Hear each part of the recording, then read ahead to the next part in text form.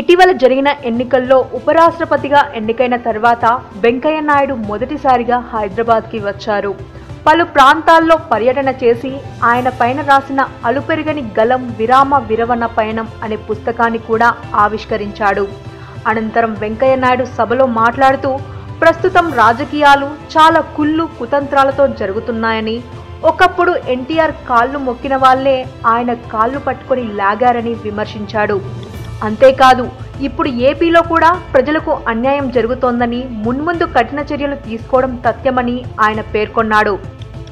ఇక ఎన్టీఆర్ గారి విషయంలో కూడా అప్పట్లో తనపైన కుళ్ళుతో పన్నాగాలు వేస్తున్నారని, అంతేకాదు ఒకప్పుడు ఆయన కాళ్లను మొక్కుతుంటే నేను చెప్పినా కూడా ఆయన మాత్రం వారిని గుడ్డిగా నమ్మి అది మనపైనున్న గౌరవంతో చేస్తున్నారని అన్నారని చెప్పాడు వెంకయ్య.